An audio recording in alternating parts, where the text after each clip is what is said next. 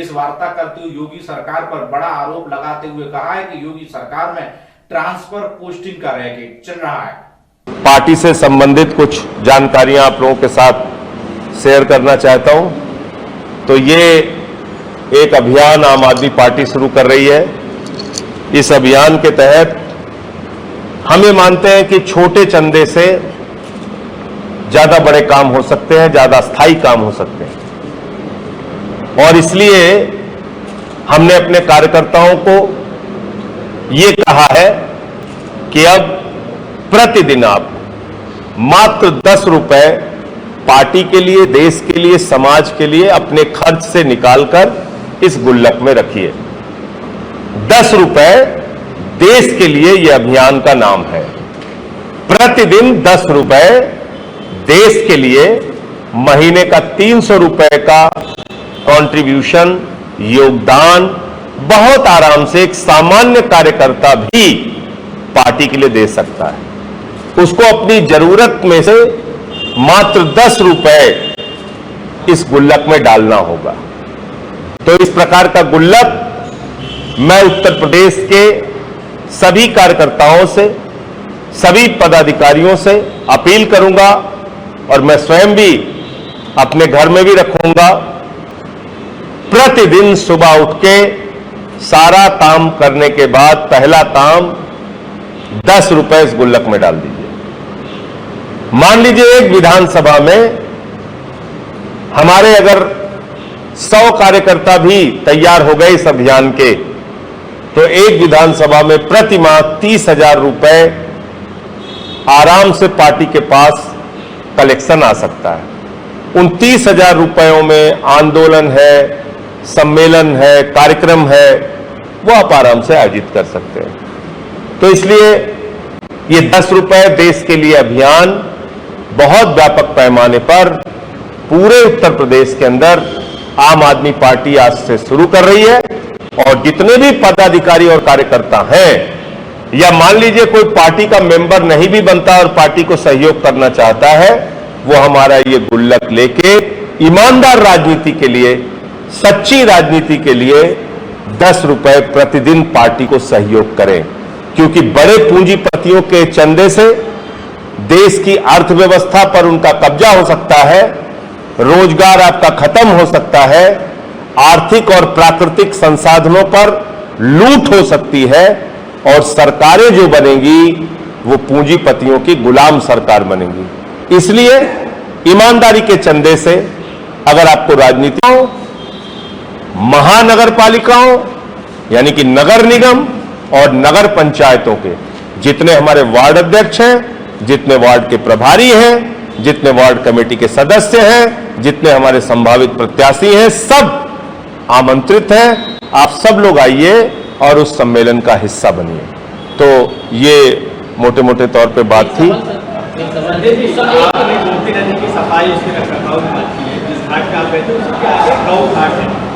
उस गौ घाट पे पीछे वाला पुलिस वाला है जो 50 साल से ज्यादा पुराना है और कई हादसे हो चुके हैं। हाल फिलहाल में 3-4 रोज वो पुल टूट गया है। वो पुल 50,000 की आबादी को कनेक्ट करता है उसके बगल में जो है। अब वहाँ पे 50,000 की आबादी को उनके दवा, इलाज, वहाँ से निकलने वाले मरीज हैं, बच्चे भी जो स्कूल के हैं वो भी उस टूटे हुए एक नाव के सहारे आते जाते हैं। ये बहुत ही गंभीर मुद्दा है, इसको लेकर नहीं, ये अभी आपके माध्यम से मेरे संज्ञान में आया है। मैं इसके बारे में जो संबंधित विभाग होगा उसको और उसके मंत्री को पत्र भी लिखूंगा, और हमारे साथी जाके वहां मौके पर देखेंगे।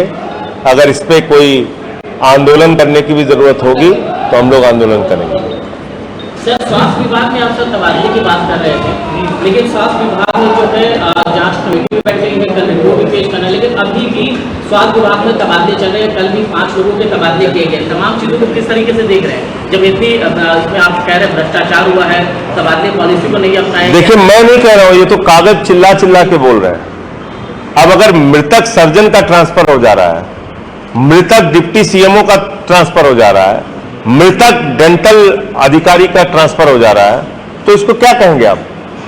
ये कौन से ट्रांसफर पोस्टिंग हुई है? एक डॉक्टर का 2-2 जिलों में ट्रांसफर हो जा रहा है, कैसे काम करेगा वो? एक ही डॉक्टर इस जिले में, एक ही डॉक्टर अगले जिले में। कैसे काम करेगा? तो कुल मिलाकर ये तबादले एक भ्रष्टाचार और अनियमितताओं का एक पुलिंदा है, इसके अलावा कुछ नहीं है। जांच कमेटी आपने बना दी, जांच कमेटी हर चीज की आप बना देते हैं, निकलता कुछ नहीं है, कार्रवाई कुछ नहीं होती। हमने ऑक्सीमीटर थर्मोमीटर का घोटाला खोला, ऑक्सीजन सिलेंडर का घोटाला किया, आज तक क्या हुआ उस पर? ऑक्सीजन के सिलेंडर की खरीद में घोटाला किया है सरकार ने, क्या हुआ उसमें? कुछ नहीं हुआ। जल जीवन मिशन का घोटाला हुआ, हमने हजारों करोड़ का घोटाला खोला, क्या हुआ? कुछ नहीं हुआ। राम मंदिर में जमीन खरीद में घोटाला किया इन लोगों ने, चंदा चोरी की, उसमें आज तक कोई कार्रवाई। तो जांच कमेटी तो सिर्फ एक दिखावा मात्र है, कार्रवाई करके दिखाइए ना। जिन्होंने दलाली और भ्रष्टाचार करके ये ट्रांसफर पोस्टिंग की है। दूसरा एक बड़ा मजेदार मामला है। अब तक तो आपने सुना होगा कि भाई इंसानों के वेंटिलेटर में, ऑक्सीजन में, मास्क खरीदने में, ऑक्सीमीटर खरीदने में, थर्मोमीटर खरीदने में, ऑक्सीजन सिलेंडर खरीदने में घोटाला हुआ। मैंने वो सारे घोटाले खोले थे आप लोगों के सामने। अब आदित्यनाथ जी ने जब दूसरी बार सरकार बनाई तो बोले कि नहीं नहीं, सिर्फ इंसानों के स्वास्थ्य उपकरणों में घोटाला करने से काम नहीं चलेगा, अब तो पशुओं के भी जो उपकरण है उसमें भी घोटाला हो। और 50 करोड़ रुपए का घोटाला हुआ। 50 करोड़ का घोटाला पशुपालन विभाग में हुआ है। और कैसा कैसा घोटाला हुआ है, एक एक करके आपको बता रहा हूं। एक आइटम है कोल्ड बॉक्स, जिसकी कीमत मध्य प्रदेश में उसकी खरीद हुई 47,250 रुपए में, जम्मू कश्मीर में उसकी खरीद हुई 59,000 रुपए में, उत्तर प्रदेश में बाबाजी के राज में उसकी खरीद हुई 1,27,000 रुपए में। और इसी तरीके से वॉक इन कूलर पहले 88 खरीदा गया, फिर 10 खरीदा गया, और 2 बार में अलग अलग दाम में एक ही महीने के अंदर खरीदा गया। 75,000 रुपए के रेट डिफरेंस पे खरीदा गया। इसी तरीके से 96 रुपए का एक मास्क खरीदा गया। 96 रुपए का एक मास्क। आप बताइए, मास्क आप अभी चले जाइए खरीदने 20 रुपए में, ज्यादा से ज्यादा 20 रुपए में मिलेगा। 96 रुपए का मास्क खरीदा गया। 65 करोड़ का बजट 4 महीने में इन्होंने खत्म कर दिया। और मैं ये बात खुद नहीं कह रहा हूं, ये बात पशुपालन विभाग के जो अधिकारी महोदय हैं उनकी मैं चिट्ठी आपको दिखाना चाहता हूं। ये चिट्ठी है 1/7/2022 की। और ये चिट्ठी किसकी है? ये चिट्ठी है रजनीश दुबे, डॉक्टर रजनीश दुबे, अपर मुख्य सचिव। ये इनकी चिट्ठी है, उत्तर प्रदेश शासन की पशुपालन विभाग की चिट्ठी है। तो ये तो अखबार की खबरें हैं, हो सकता है आप इसको नजरअंदाज कर दें, लेकिन ये चिट्ठी जो है विजय श्रीवास्तव जी, और इनका तबादला सामुदायिक स्वास्थ्य केंद्र सुजानगंज में कर दिया गया।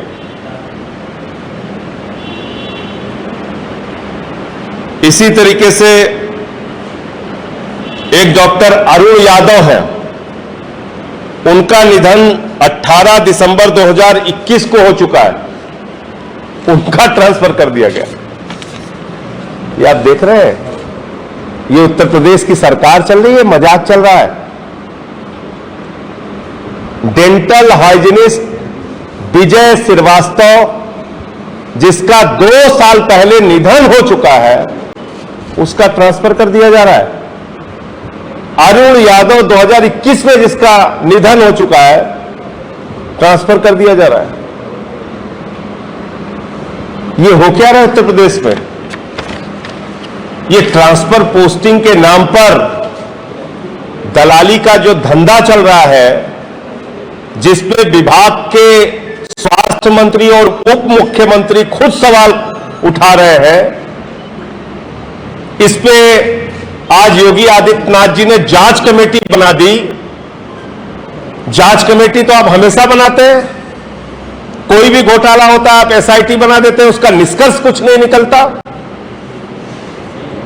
ये खुलेआम जो आपको साफ तौर पे दिख रहा है कि ये ट्रांसफर पोस्टिंग जो हुई है इसमें मजाक किया गया है, एक एक डॉक्टर का दो दो जगह पे तैनाती कर दी गई है, मृत डॉक्टरों का ट्रांसफर कर दिया गया है। ये जो गड़बड़ियां की अंतिम दिन रिटायरमेंट के डीजी स्वास्थ्य ने, जो महानिदेशक स्वास्थ्य विभाग का था, उसने सारे ट्रांसफर किए हैं। क्या इसके बाद भी आपको सब कुछ समझ में नहीं आ रहा है? इसमें जेल कितने लोग जाएंगे, कितनों पे कार्रवाई हुई? और मैं स्वास्थ्य मंत्री जी से, ब्रजेश पाठक जी से भी कहूंगा, हर जगह छापेमारी आप कर रहे हैं। ये जो ट्रांसफर पोस्टिंग का धंधा बैठ के अधिकारी लोग चला रहे हैं, इनके ऊपर छापेमारी आप कब करेंगे? इनके ऊपर भी छापेमारी करिए। और जो जो अनियमितता और गड़बड़ियां की हैं इन्होंने, कहीं पे सीनियर डॉक्टर जूनियर हो गया, जूनियर डॉक्टर सीनियर हो गया, मजाक बना रखा है आपने। स्वास्थ्य महकमा जैसा महत्वपूर्ण महकमा, उस महकमे के अंदर इस तरह का खेल और मजाक चल रहा है, यह बड़ी अजीब बात है।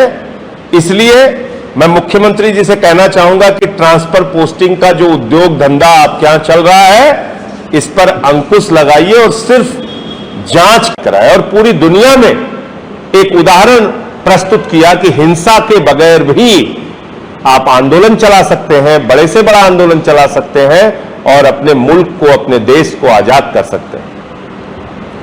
तो उस राष्ट्रपिता महात्मा गांधी के जीवन पर कैसे, उनके पद चिन्हों पर कैसे, उनके बताए हुए रास्तों पर हम लोग कुछ दो कदम भी चल ले तो मैं समझता हूं कि अपना जीवन सफल हो जाएगा। उनके बताए हुए कुछ दो सूत्र वाक्य अगर हम लोग अपने जीवन में अपना ले तो वो हमारा जीवन सफल हो जाएगा। इसके बारे में भी हम लोग चर्चा करेंगे। राष्ट्रपिता महात्मा गांधी के जीवन के बारे में भी हम लोग चर्चा करेंगे। इसके साथ साथ एक घोषणा और महत्वपूर्ण करनी थी कि जैसे हमारे अलग अलग प्रकोष्ठों का निर्माण हो रहा है, हमारे खेल प्रकोष्ठ की भी आज हम लोग घोषणा कर रहे हैं। इस्मा जहीर जी हमारी एक मजबूत साथी हैं, जिनको खेल प्रकोष्ठ का प्रदेश का जिम्मा आज से दिया जा रहा है प्रदेश अध्यक्ष के तौर पे, और वो अब जिलों जिलों में अपना खेल प्रकोष्ठ गठित करके और खेलों को, खेल स्वास्थ्य हमारे जीवन के लिए बहुत महत्वपूर्ण है, उसको बढ़ावा देने के लिए सक्रियता के साथ काम करेंगे। तो ये मोटे मोटे तौर पे मुझे 3-4 विषयों पे 24 तारीख का एक और ऐलान है। 24 तारीख दिन शनिवार को, 25 को संडे, 24 को, 24 को, तो मैं उसमें तारीख गलत बोल गया था। तो 17 के बाद 24 को जो रविवार होगा, उसमें भी राष्ट्रपिता महात्मा गांधी के जीवन पे ही चर्चा होगी और तिरंगा शाखाएं घाटों पर लगेंगी। जो हमारी 24 तारीख रविवार की जो रफायाम क्लब में जो सम्मेलन है, जो कार्यक्रम है, वो कार्यक्रम है नगर के जो वार्ड हमारे गठित हुए, नगरों में जो अब तक प्रभारी बनाए गए, क्योंकि आने वाले दिनों में नगर निगम और नगर पालिका के चुनाव है उत्तर प्रदेश में।